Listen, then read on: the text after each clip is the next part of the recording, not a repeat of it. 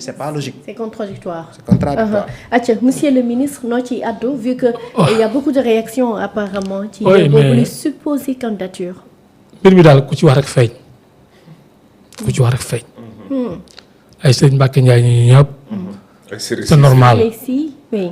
ku ci wax feeñ Macky Sall dafa weer boppam ci marché parce que dafa diriger Sénégal dernier mandat mi yëpp dafa entaché wu gravement ci ay affaires mauvais en tout cas maquillage de compte maintenant qui est reconnu par le FMI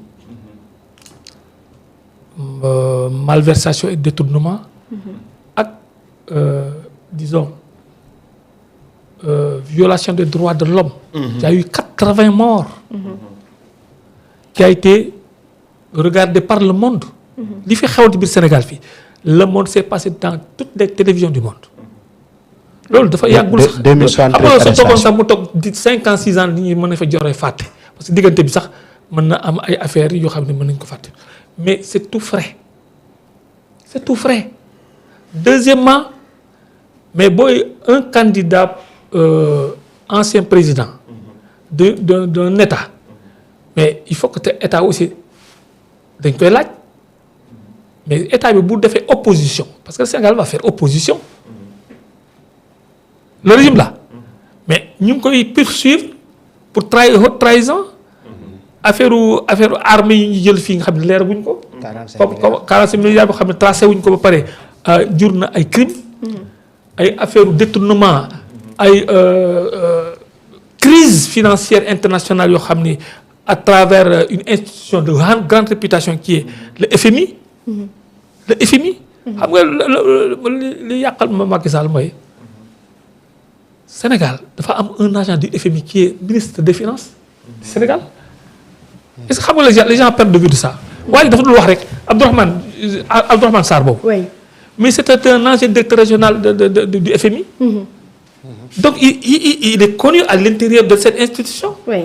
kooku il a dû certainement ses pairs lui parlent pour lui demander des choses et c'est pas étonnant qu'aujourd'hui le FMI finit par reconnaître qu'effectivement il y a eu n'est-ce pas maquillage des comptes et des chiffres. Oui.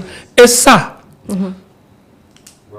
du la gars yi bëggoon parrainer parce que Macky Sall lenn rek la am yaakaar ni parrainer ka parce que il a un seul parrain un grand parrain qui est influent dans le monde c'est Macron. C'est Macron parce que Macron moo ko jàppale yóbbu ko pacte ba.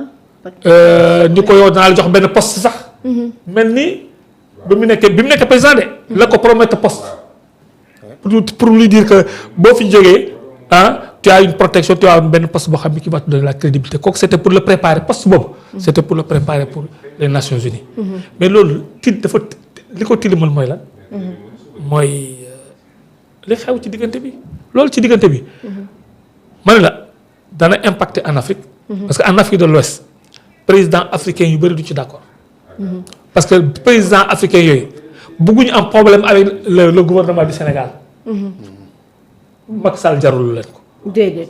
du dëgg problème bi loolu la parce que tey jii ku jàppale Macky Sall ci candidature Nations Unies da nga am problème avec l'état du Sénégal parce que l'état du Sénégal fait opposition mais loolu dafa la koy jaral diplomatiquement.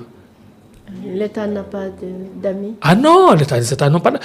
Tu n'es plus rien. Oui. Quand tu quittes, boo jógee État, yaratoo dara. Oui. Tu es comme moi. Monsieur et madame tout le monde. Voilà. dégg nga Ablaye Seydou Sow. waaw. nee na bi mu daana ba léegi son téléphone sort rarement. waaw mais dama la wax. gars bi sax woo. kaay ma xoolal dara kaay pour te dire que rek État yi.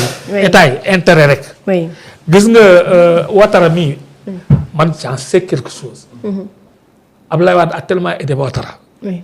Quand il avait le problème avec Gbagbo comme jël pouvoir bi. il a beaucoup aidé. solo mais quand Macky Sall était au pouvoir Macky Sall a fait opposition pour que Ouattara n'ait aucun rapport avec Abdoulaye Wade et ne l'aide pas. durant tout son mandat 12 ans yëpp Ouattara jéemul xool bu ñëwee Dakar sax du ko seet si parce que état bi bëggul am problème avec l'état du Sénégal c'est la même chose Macky Sall mënul jàll nekk secrétaire général kooku dafa am ñoo xam ñoo ko bëgg defal campagne pour que les gens se servent de ça pour dire ah mais au Sénégal gars yi bëgg nañ ko.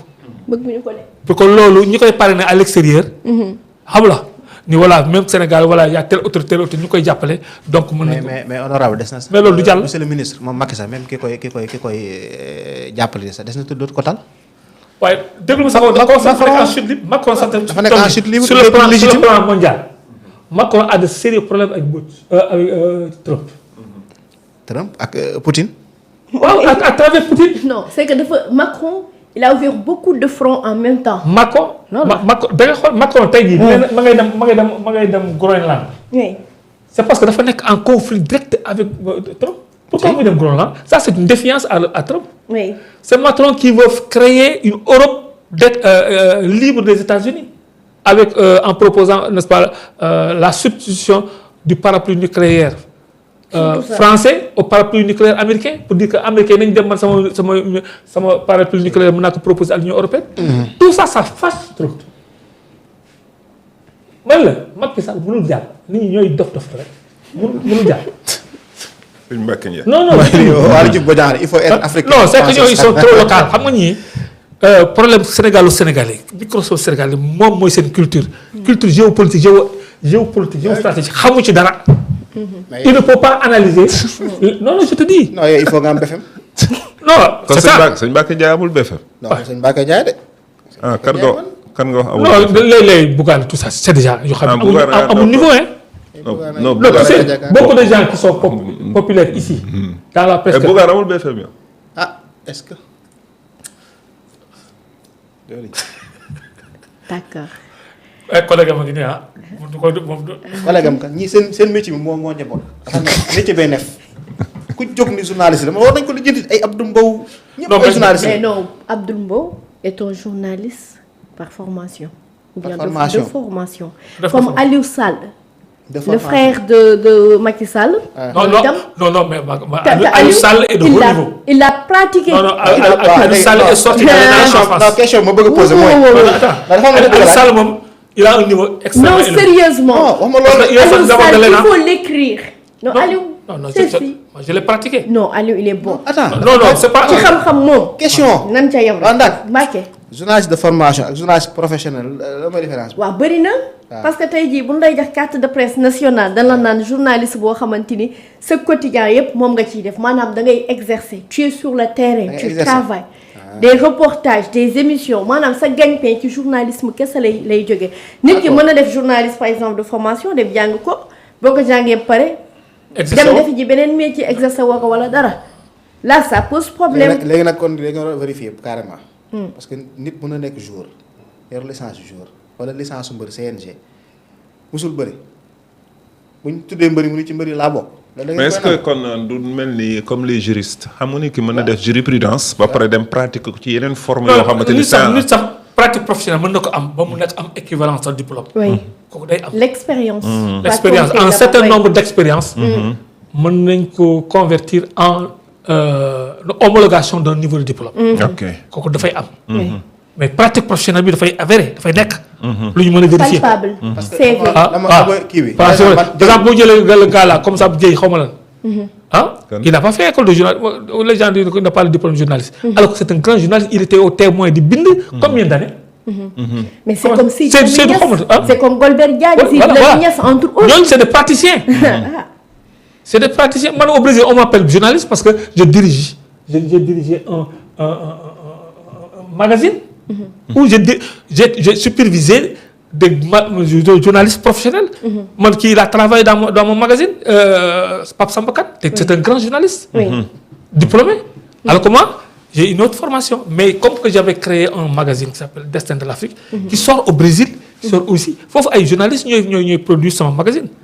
là-bas le corps des journalistes me reçoit comme journaliste mais ici non bon c'est pas important. mais sa prochaine voyage yi Brésil war nañ la accompagner pour que. non Brésil moom. Ablaye dafa proposé woon. mook Lula dañu d'accord man dama fekkee loolu. négociation. ñu créer benn zone alternative de la coopération mondiale. autour de l'Atlantique. boo xam ni Brésil Sénégal mooy nekk le pôle de l'Afrique. buy combiner avec São Paulo ou Brasilia, autour de l'Atlantique. Il y a une dame là qui me parle